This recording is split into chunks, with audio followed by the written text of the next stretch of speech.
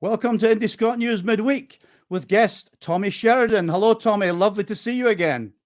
Hi, Peter. Yes, we haven't seen each other for quite a few years, even It's though 5 years. 5 years to Well, be there you exact, go. Tommy. There you go. We met in a sunny September day in Berlin 5 years ago. It was just after Theresa May's snap election, which the SNP won, albeit with a reduced majority. Looking back, we were promised IndyRef when the terms of Brexit were known.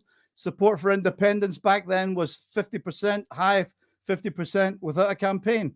And here we are 5 years later, Tommy. What on earth went wrong? I've got to say, Peter, in the outset, that the introduction there sounded like the beginning of a spy novel. We met in Berlin 5 years ago, and we had a secret discussion in a cafe. No, we marched publicly, very proudly, for independence, Peter. And, you know, you're raising a period of time where I would argue the enthusiasm and the energy of the independence movement was absolutely huge. We were a dynamic movement.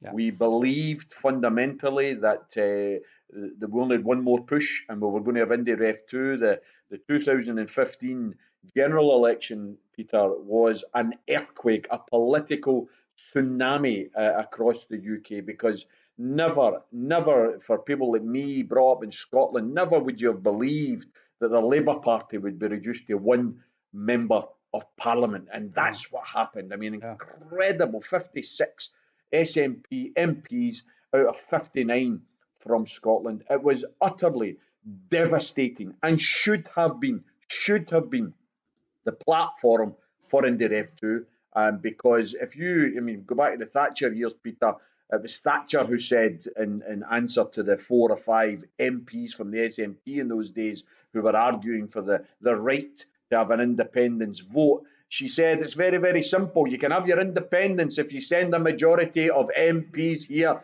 from Scotland. Well, many years later, we did exactly that, 56 out of 59 to be precise. And if you remember, the SNP said if there was a material change in politics, then that would absolutely trigger it. And that material change, as you and I know, was Brexit. In 2016, Brexit, Scotland voted to stay quite overwhelmingly. And by the way, hand on heart, I'm not one of those who's a supporter of European Union. I think it's a capitalist club, Peter.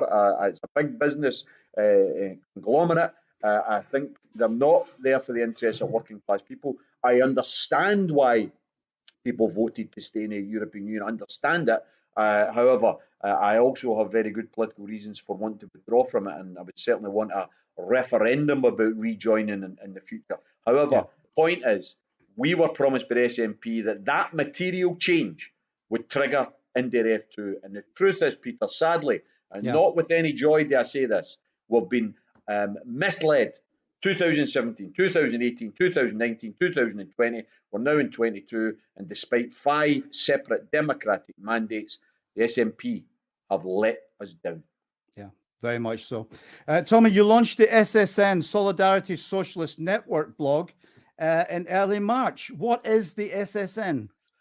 The Solidarity Socialist Network, Peter, was launched as part of a process of realignment of some of those within the Solidarity Party. Solidarity was a separate socialist registered party that stood in elections regularly from 2007 onwards.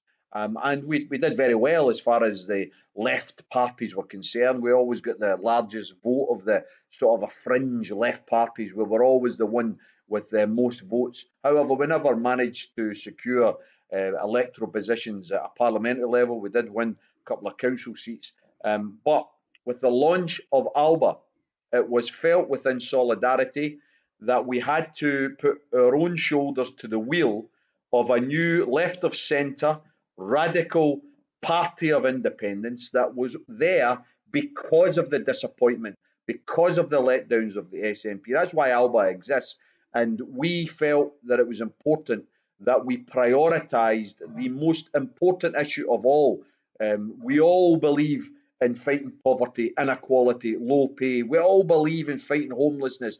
We believe in fighting the cost of living crisis. But Peter, it's all hot air unless we get independence, because Westminster isn't going to tackle any of those problems. So we wanted to prioritise independence. We decided that we wanted to be full members of ALBA, which meant deregistering Solidarity as a political party, but maintaining a network that would allow left of centre and socialist views to be given an airing on world affairs and, of course, on independence. So that's why the Solidarity Socialist Network was born, and it's still a baby, it's still in its infancy, but it's doing well.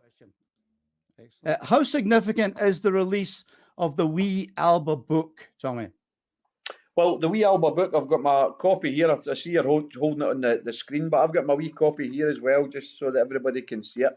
I think it's a very, very significant development, Peter, for maybe one reason beyond all other reasons, and that is it is an absolute concrete example that there is one party in Scotland now that is prioritising independence, and that's ALBA. And they're prioritising independence because they're prepared to put their money where their mouth is. They're prepared to try and make the arguments that are necessary to persuade the people of Scotland that independence is our only future. We don't have a future as part of this rotten, corrupt, horrible British Union, a British Union that sees a Prime Minister and a Chancellor effectively criminals and aren't prepared to stand down, and their whole bunch, their whole gangster gang are now standing behind them. You know, the Law and Order Party is now led by two criminals, and that's where we've got to in British politics. Britain, to me, is rancid and rotten, and we need to get out of it. The only way to get out of it is independence, and there's only one party that's promoting and prioritising independence, and it's ALBA. And the launch of the wee blue ALBA book is an example, a concrete example of prioritising it. When's the last time you heard the SNP produce anything about independence? They talk about everything else but independence. They prioritise this Gender Recognition Act in order to play to the fanatics, the identity politics fanatics that seem to have imprisoned their party at the top level, promoting ideas which are utterly unnecessary and irrelevant. The Equality Act already provides for people who feel that they wish to transition to another gender. The Equality Act protects those people. It's there in black and white. There's no reason and no need for a Gender Recognition Act. What that does is it undermines the rights of women. And the SNP, quite frankly, should hold their head in shame at the top levels for promoting that Gender Recognition Act. Well, the woman is not for turning at the moment, sadly, the woman at the top of the SNP. Tommy, back in 2017, you told me you were in favour of a referendum on the EU. You weren't in favour of a rush back to join at any cost. Has your view changed? And after all, the European Union at the moment looks as though it's acting as the political wing of NATO. You've just used a phrase that I was going to plagiarise from you, Peter, because I think it is an absolutely spot-on phrase. The EU is the political wing of NATO. No doubt about it. It's become a right-wing organ of that militaristic organisation. And give you just one example, Peter, that really rips my knitting. That is the example whereby we had the republics of Donetsk and Lugansk announced, and Russia announced that they were recognising the independence of those republics in the east of Ukraine and recognising those republics. And the European Union went mental. They said, oh, it's a disgrace. This is against the sovereignty of Ukraine. I remember only 4 years ago when the European Union were prepared to recognise Guaido as the new president of Venezuela when he hadn't even stood in the election, the presidential election of 2016 in Venezuela, when Maduro won a renewed mandate from the people of Venezuela. And yet the European Union were prepared to recognise an individual who hadn't even stood for election. They are a bunch of damned hypocrites in the European Union, Peter. And I certainly don't want to be a member of that club. I want to be a trading partner and a friend of other European countries. but I don't want to be under the subterfuge of unelected officials and politicians who, quite frankly, have moved at a lightning speed to the right wing. Yeah. And of course, there is a route to that, Tommy, via EFTA, which is also part of Alba's platform, and the Independence for Scotland Party. We'll see how long it takes for the SNP to catch up.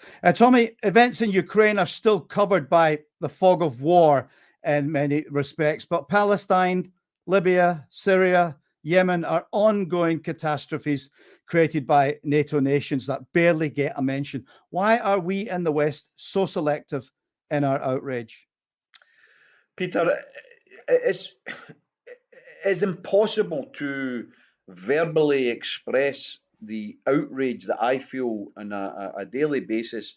You get up in the morning, you turn on the radio, you watch the afternoon bulletins, you watch the evening bulletins. The level of double standards and hypocrisy, it quite frankly spews out of these people and enrages me so much.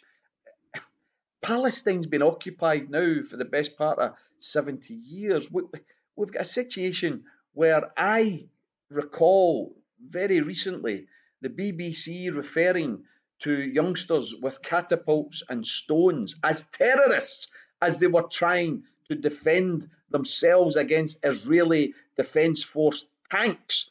But now when you see women in the middle of Ukraine with bottles of petrol lighting Molotov cocktails, the resistance fighters that we should all applaud, they can't have it both ways.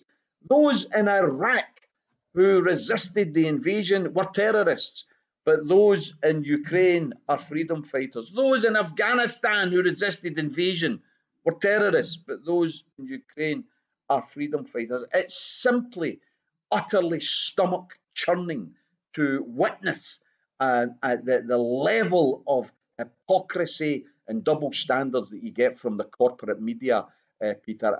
It's outrageous. I mean, the idea that Russia had no justification for what they've done, it's just a blatant lie. It's just complete and utter distortion. You can argue that their justification wasn't strong enough. That's an argument that we can have, and it's a reasonable argument. But the idea that after 8 years of Ukraine bombarding the Donbass area of eastern Ukraine on the border with Russia and killing 14,000 people in that period, the idea that that wasn't provocation linked to the announcement that application to join NATO had been submitted, that was more than enough provocation. And NATO and the West, and particularly America, is right at the heart of the cause of the Ukraine war. What they did in 2014 in manufacturing the coup that took place to overthrow an elected president, they have got blood on their hands. And we should never, ever stop telling the truth as far as NATO's responsibility and America's responsibility is concerned. And of course, it stretches back, Peter, whether it's Vietnam, whether it's Iraq, whether it's Yemen and their arming of the Saudis, whether it's what went on in Afghanistan and the bombing of weddings and innocent gatherings of civilians. You know, it's so sickening, isn't it, Peter, that we've got people talking about how bad Russia is and how they distort the truth. You shouldn't believe anything Russia says, and they should be prosecuted for war crimes. But when we have got a journalist who actually exposes war crimes, real war crimes of the West in relation to Afghanistan and Iraq, we imprison them. Because that's what Julian Assange is, in jail for 3 years for the crime, inverted commas, of exposing war crimes. Yeah, definitely. On that topic, Tommy, most people now have no access to a balanced view of the current conflict. Free world censorship looks no different to me than it did during the Soviet era of the Cold War. We're expected to trust the media. How can we get a balanced view?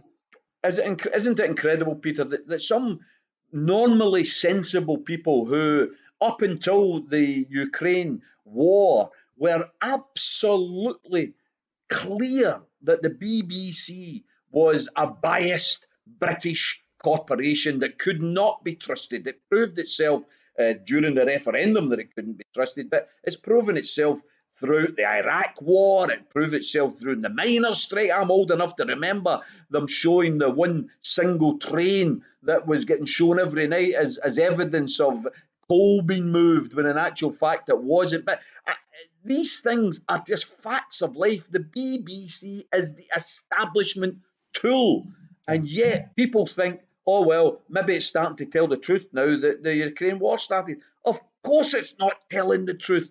It is nothing more, nothing less than an arm of the Ministry of Defence. I mean, there was a story the other week there, a few days ago, Peter. The British military intelligence have announced that they agree with the American military intelligence, who say that Russian soldiers are deserting by the thousands and have shot down their own planes. It's a pile of pish, utter pish, but it's getting paraded and promoted as news. And some news that is, isn't it? British military intelligence agrees with American military. Come on, are we really having to go back to Colin Powell holding up wee vials of powder and saying this is evidence of weapons of mass destruction that led to the lie, which resulted in a million people being killed unnecessarily? See, when people call for Putin to be prosecuted for war crimes, I want a proper investigation, but I'll only ever join that bandwagon when George W. Bush, Tony Blair, Clinton, Biden, Hillary Clinton, and the rest of them are in the same dock for war crimes, whether it be in Iraq, Afghanistan, Libya, Syria. These are all the areas where these people have committed real, tangible, and evidence-based war crimes. And I've not even mentioned Yugoslavia. Yeah, indeed. Tommy, the conflict in Ukraine looks very much like a US, UK, NATO, as though they're meddling in the country. Is this a return to proxy conflicts of the Cold War? Could this be the start of that? Do you know, I would argue, Peter, that it's already started. I believe Syria is quite clearly a proxy war. I would really encourage the viewers of this interview to do some research, to read some of the available material. People like David Miller, people like Manufacturing News, people Ben Norton, Aaron Matty, they're there on Twitter. Please go in and have a look at them. Jonathan Cook, reporting from Lebanon.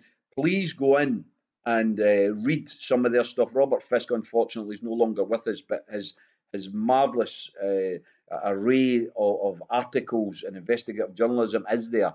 And what happened in Syria, in my opinion, it was the beginning, or maybe not the beginning, but certainly an illustration of proxy wars, because clearly America wanted rid of Assad because Assad wasn't prepared to play their tune. Assad was too friendly, they believed, to Russia. They wanted rid of him. They were prepared to sponsor and support movements against Assad. Evidence now exists that those who were firing live ammunition during the initial protests weren't the Assad forces. It was actually the forces that were there against Assad, and that evidence is now documented. But that then began a war, and that war, as it developed, we were told it was a war for democracy, and within months we were arming to the teeth the most fanatical right-wing ISIS groups who believed in nothing other than a religious caliphate and were prepared to kill people on their particular altar and their extremist interpretation of Islam. And the very people that we united across the world were supposed to be opposing were being sent arms by America. And it became clear as that conflict developed and the arming of those groups and those gangs became sophisticated, and some of the Syrian army were getting defeated and were losing territory. It became clear that Russia couldn't allow it to happen because Russia's nearer than America. It meant more to them. And they got involved in helping the defence, and they were fighting ISIS. That's what Russia were doing. They were fighting ISIS. And when the tables began to turn, you then got the ridiculous accusation about Assad using chemical weapons against his own people in areas that they didn't control. And then you have the investigation by the organisation for the prohibition of chemical weapons. And they do a detailed report which shows there's no way the canisters were dropped from the air. They were placed there. Absolutely clear they were placed there. Well, how could they have been placed there by Assad when Assad didn't control the area? It's clear that that was a false flag that was, by the way, was then given the green light for the bombings of Syria in 16 and 17 by both United States and France. So, listen, it's there. The playbook is there. False flags getting used all of the time in order to justify invasions and bombardments. The report, people should go and read the 2016 parliamentary report into Libya and read about how ridiculous the claims of the threat against the civilians in Benghazi turned out to be. There was no threat that Gaddafi was going to bomb his own people. He'd never bombed anybody, and there was no threat of him bombing people in Benghazi. But that was built up, promoted by the media, and then bang, Parliament agrees, let's bomb Libya and get rid of a stable government, and let's turn Libya, the most prosperous North African country at the time, where they had free energy, where they had a decent standard of living, let's turn it into a dark ages area of the world where people are actually being sold. People being sold in the streets now of Libya, such as the horrible environment that's been created. Yeah. A very, very sad situation. People are actually drawing, some commentators, Tommy, are drawing parallels between Syria and Ukraine at the moment, the tactics of the Western-backed regime in any case. And by the way, you were mentioning some alternative media sources. Vanessa Beeley has been in Syria for a very long time.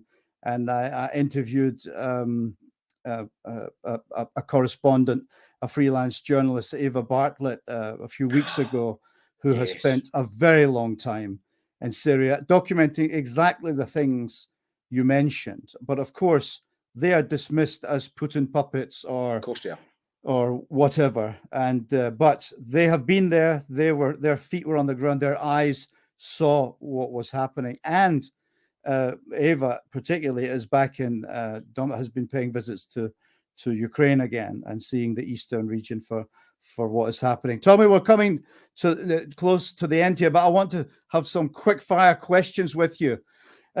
Number one, do we need a referendum to achieve independence? After 2014, a referendum run by the British state is surely inadvisable. I don't think a referendum is the only road to independence, Peter. Up until the 2014 referendum itself, the SNP's position, as you know, was that they required a majority of MPs being elected from Scotland to the Westminster Parliament. That was the beginning of negotiations for independence. Well, that was dropped because everybody thought, well, the referendum was more clear-cut. It was a simpler process. And the only reason Cameron agreed to it, if you remember, was because at the time he agreed to it, independence support was around about 25%, according to the Scottish Social Attitude Survey and other opinion polls. So Cameron thought, oh, no problem, I'll agree to this because we'll romp it. And we gave them the fright of their lives, Peter. And the idea that Johnson or any other Tory individual is going to give us another referendum is just utter nonsense. They know they can't give us a referendum because even if you look at the worst set of opinion polls over the last few years, we've never fallen below 45%, and most of them are around 50. Some have been as high as 55%. But we're starting off around 45, 47% in the opinion polls. The idea that you don't get another 3 to 6% during a campaign is just nonsense. Of course you will. We will win a referendum. However, I don't think we'll be given that referendum, and therefore it's increasingly clear to me that we have to, in the independence movement, we have to demand that the next British general election, that the parties of independence enter that election with a clear-cut declaration. A vote for them is a vote to declare independence and begin the negotiations for withdrawal from the voluntary union of 1707. Now, it might be difficult to get that agreement, but see if we don't, Peter, then I'm afraid that the independence is going to be kicked down the road after year after year. So we either get an independence referendum in the next year or so. You and I know the SNP don't have the bottle any longer. I'm beginning to doubt that some of them even believe in independence. That's the truth of the matter, which is a very sad thing for me to say. I used to campaign for the SNP in 15 under the slogan, Peter, send them down there to settle up, not to settle down. I'm afraid they're all settling down instead of settling up. So it's very, very sad in my opinion. So I think we're going to have to work towards probably 24 in the next British general election, where we have an Irish route to independence, like the 1918 general election in Ireland, and a declaration of independence. Yeah. Tommy, on that subject, if there is a general election in 2024, will you stand as a candidate in a plebiscite election? In other words, the majority of MPs leading to a declaration. Peter, I don't know. That's just the honest answer. I don't know. I was approached very thankfully by Alba members to stand in the local elections here that will take place on the 5th of May. And reluctantly, I didn't agree to stand. My daughter is going through her hires in the end of the month and beginning of May, and needs a lot of my attention and help. But my mother's also very ill just now, Peter. She's more or less she is confined to a hospital bed in her own home, and I'm her principal carer, although my two sisters share in that care.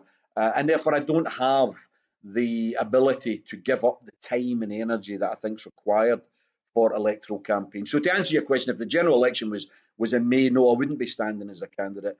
But given an election maybe in 2024, I don't know. If Alba supports me and wants me to stand as a candidate, I may well be prepared to do that if people want me to do that. But right now, I don't have the ability to give up the necessary time. I'm supporting Alba candidates as best I can, Peter, with the limited time that I've got. But family comes first.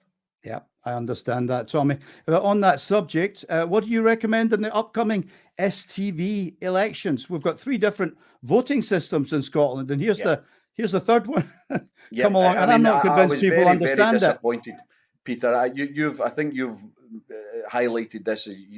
But what the SNP put out the other day, where they argued for SNP 1 and 2 only, was a disgrace, an absolute damned disgrace in an STV election. You have as many votes in an STV election as there are candidates. So if there are 10 candidates, you've got 10 votes. You've got ability to express your preference 10 times.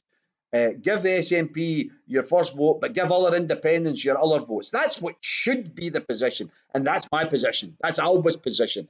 I'm saying Alba 1 and 2. Give Alba.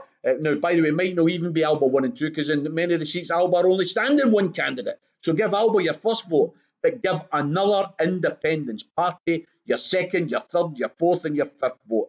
That's what genuine independence campaigners should be calling for. Those who believe in the cause, not just the narrow party interest. The cause is bigger than the party, Peter, and it's about time some in the SNP realised that. That's a great thought to end on, Tommy. We'll leave it there, and I'll say thanks for coming on IndyScotNews Midweek today. All the best to you, and especially to the family. It's a pleasure, Peter. Thank you very much for the opportunity.